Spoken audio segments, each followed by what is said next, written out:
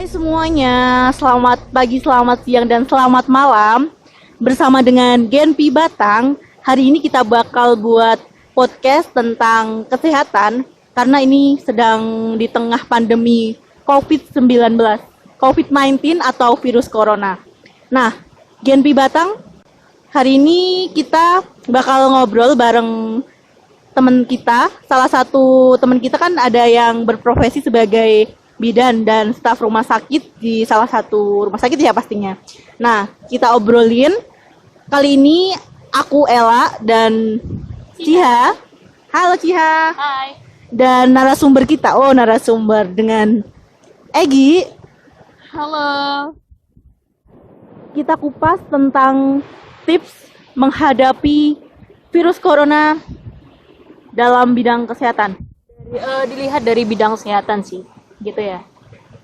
Langsung aja, Mbak. Langsung aja, coba tanya aja. Oke, yang pertama ya, Mbak Egi siap nggak? Ayo.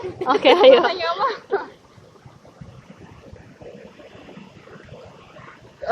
Gini sih Mbak, kan kita lihat dampak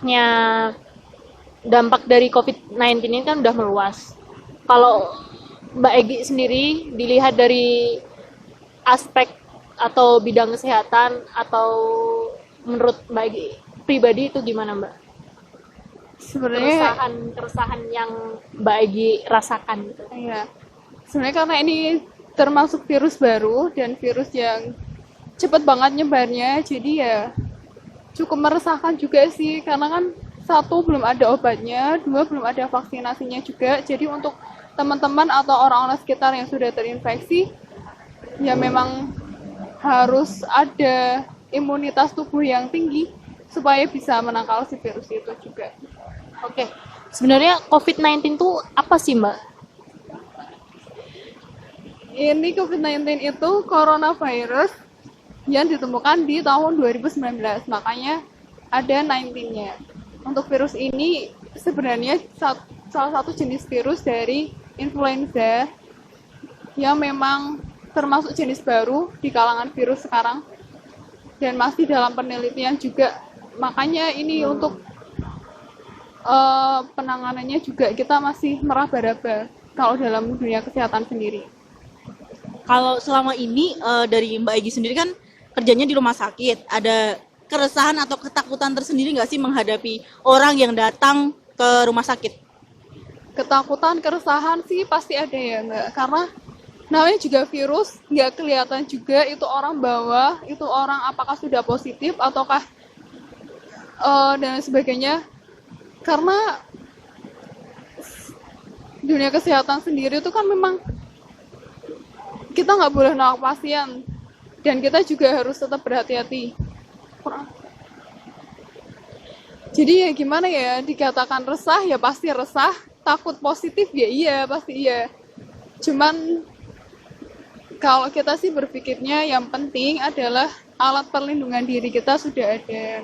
Kita sudah pakai APD secara tepat. Jadi dan screeningnya juga harus digalakkan. Makanya teman-teman kalau misal ke rumah sakit, kalau ditanya ada riwayat berpergian atau ada gejala apapun itu, tolonglah jujur. Kenapa? Karena ini untuk kita semua. Kalau kalian bohong ya kalian sama aja menjerumuskan kita. Tuh. Nah, dari penjelasan tersebut ya, Mbak. Biasanya tuh berarti di rumah sakit pekerjaan Mbak Egi ini kan karena adanya pandemi ini bedanya apa sih sama yang sebelumnya? Apakah ada kayak tadi kan harus pakai APD, ada screening. Nah, selain untuk staf rumah sakit sendiri, terus untuk pengunjung rumah sakit itu mereka biasanya gimana? Perbedaannya sangat ketara ya. Nggak, karena kalau dulu sebelum ada COVID-19 itu kita APD ya sembarang ya bisa dikatakan ya udah cuma pakai sarung tangan, masker itu udah cukup sepertinya ya. Kalau sekarang mau ada pasien atau enggak kita tetap harus pakai jaga-jaga pakai APD. Setidaknya harus ada face shield sama sarung tangan, terus masker juga gitu. Kalau untuk pengunjung pasien sih sekarang sudah mulai Enggak sih, dari kemarin-kemarin juga udah mulai dibatasi. Jadi satu pasien itu hanya untuk satu menunggu. Kenapa? Karena kita ingin meminimalisir penularan. Karena ini adalah virus yang kita nggak tahu kan, nggak kelihatan itu bentuknya. Jadi sebisa mungkin mencegah lebih baik lah. Mengurangi social distancing juga kan. Kalau lihatnya gimana? Masyarakat tuh harusnya gimana biar bisa mendukung pencegahan penularan COVID-19 ini? Jaga kondisi tubuh, cuci tangan, kalau kemanapun, mau makan, mau megang sesuatu, habis megang, cuci tangan. Kalau bisa habis keluar rumah, begitu masuk rumah, mandi. Berarti selama ini kalau misalnya habis dari rumah sakit, mandi apa gimana ini? Boleh diceritain sedikit nggak? Kisahnya atau lika-likunya kegiatannya habis pulang dari RS? Apa kegiatan di rumah, kumpul bareng suami, gimana gitu? Iya, sekarang kalau berangkat masih pakai seragam ya, pakai seragam langsung. Tapi kalau di sana udah mulai pakai gaun buat double perlindungan. Selain seragam seragam kerja juga nanti ada seragam lagi luarnya. Terus biasanya juga pakai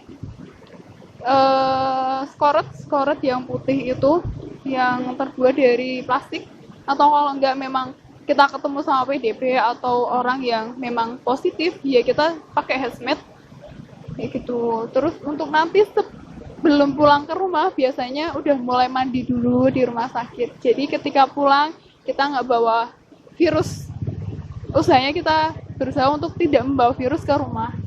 Nah, untuk itu tuh baju yang kayak Mbak Egy sebutin tadi, itu memang sekali pakai atau nanti misal memang tidak ketemu dengan pasien ODP ataupun PDP, untuk besoknya bisa dipakai lagi?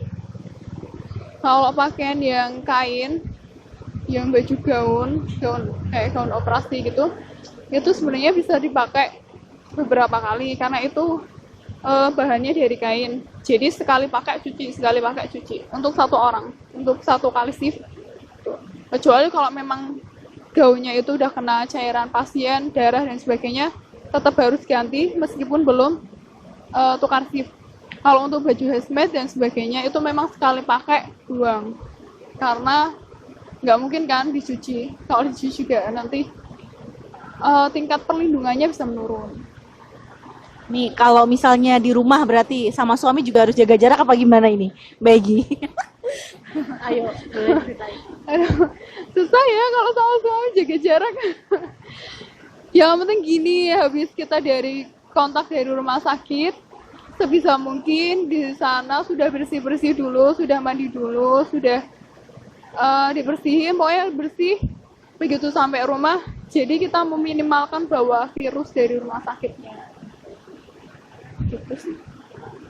Nah, ada tips nggak nih untuk mungkin pengunjung rumah sakit yang datang terus pulang ke rumah, ataupun untuk teman-teman yang udah menerapkan WFH ataupun yang memang pengangguran kayak saya itu gimana bagi minta tolong tipsnya, dan hari kita tuh harusnya gimana sih gitu? Untuk kalau menurut saya untuk saat ini, kalau memang ada yang sakit tapi nggak terlalu urgent, dalam artian nggak cuma pusing atau lemas dan sebagainya, itu mending di rumah aja. Kalian jaga kondisi dengan makan makanan yang sehat, banyak minum air putih, kurangi makan gorengan, es dan sebagainya. Intinya gini, minimalkan kontak di rumah sakit lah ya. Minimalkan kontak di rumah sakit, kontak dengan tenaga kesehatan. Secara umum, kalau memang masih bisa diatasi di rumah, mending ya di rumah aja. Ini kita kontak sama tenaga kesehatan ini. Kecuali kalau memang tanda gejala sakitnya memang sudah parah, sudah memang harus ada penanganan medis, monggo ke rumah sakit dengan catatan tetap pakai masker ya untuk perlindungan diri. Nah, ini kan yang dimaksud parah tuh yang kayak gimana Mbak contohnya? Kayak mungkin gejala-gejalanya atau yang apa ya? Oh, aku batuk nih, aku pilek atau gimana? Kadang kan soalnya orang-orang tua ataupun anak-anak muda sekarang pada panik gitu. Apa-apa batuk dikit, pilek, udah langsung ngomongnya corona. Jadi mereka udah parno duluan gitu. Nah, itu juga sih screeningnya juga ya. Karena kalau virus corona ini memang kita tahu dia positif apa enggaknya lebih baik secara swab ya. Kalaupun misal mau rapid test itu keakuratannya memang masih cukup rendah. Ada yang di rapid test itu negatif, tapi begitu di swab positif banyak sekali. Kalau untuk tingkat keparahannya, mungkin dari diri sendiri ya yang bisa merasakan. Kalau memang sudah ada ciri-ciri yang memang mengganggu sekali, silakan ke rumah sakit. Ciri-cirinya tuh yang gimana, Mbak? Maksudnya? Tergantung tingkat keparahan penyakitnya. Kalau misal sakit Iya, COVID itu gitu. Indikasi COVID-19. indikasi COVID itu ada satu OTG, orang tanpa gejala. Itu dia nggak menimbulkan gejala sama sekali, tapi begitu di pemeriksaan, di swab itu hasilnya positif. Kalau orang yang dengan gejala itu malah kita lebih bisa berhati-hati. Tenaga kesehatan itu malah bisa berhati-hati. Dalam artian kalau misal ada demam lebih dari 38 derajat, terus batuk, pilek, apalagi kalau sudah ada sesak nafas, itu memang kita sudah men-screeningnya dari awal, itu mungkin ODP atau PDP. Oke, agak menarik ini kan antara rapid test sama swab. Kalau kayak saya kan masih awam, itu tuh bedanya apa? Dan setahu saya, informasi yang saya dapat itu kan untuk swab test sendiri kan biayanya sangat mahal ya, Mbak. Dan prosesnya lama ya. Itu enggak tolong dijelaskan bedanya rapid test sama swab gitu. Sebelumnya saya mohon maaf ya kalau misal ada kesalahan sedikit.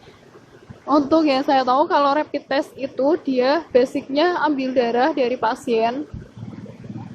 Hampir sama kayak misal teman-teman cek glukosa darah, asam urat, kolesterol. Mungkin hampir sama seperti itu, pakainya stick gitu.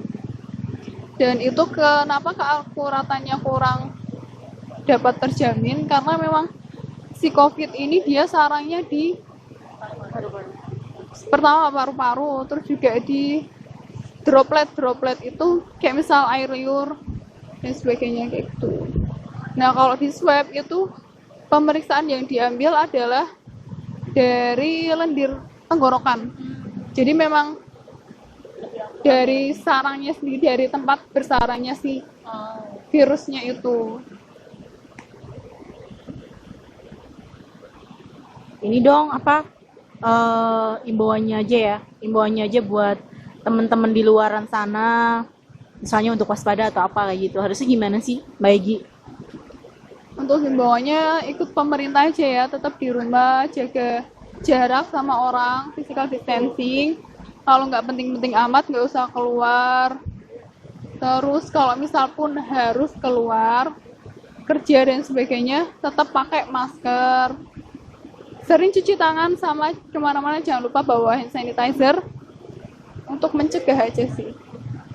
Oke, ini dia diskusi tentang kesehatan kali ini.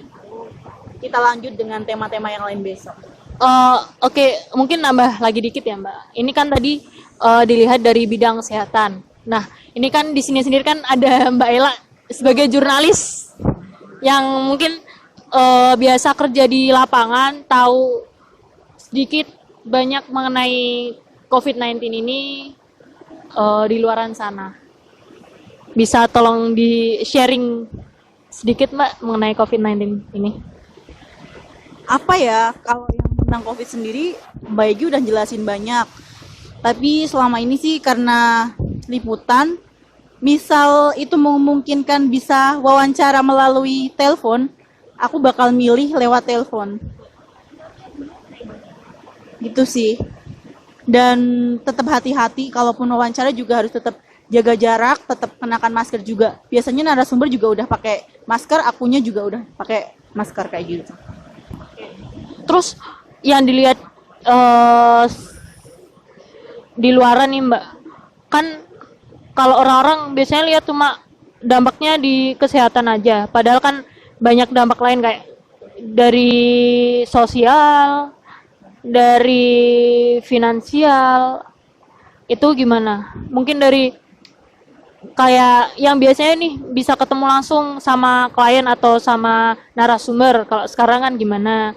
Terus dari finansial, orang-orang yang harusnya bekerja jadi di rumah aja, atau yang tadinya bekerja akhirnya jadi nganggur. Itu menurut Mbak Ella gimana?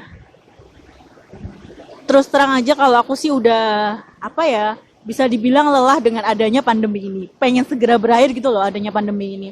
Karena kasihan juga sih lihat orang biasanya kerja, terus ini di rumah aja nggak punya penghasilan, terus juga tingkat pengangguran semakin tinggi karena banyak yang di PHK.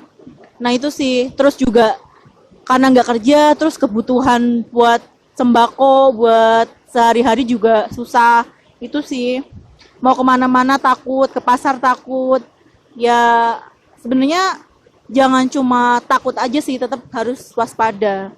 Tapi jangan juga meremehkan, kayak gitu. Berarti mereka juga harus sadar gitu ya Mbak, dengan adanya pandemi ini. Gitu. Iya, tentu aja harus sadar karena kalau misalnya yang berjuang hanya di rumah sakit yang perawat sama pemerintah aja, terus masyarakatnya meremehkan, ya sama aja.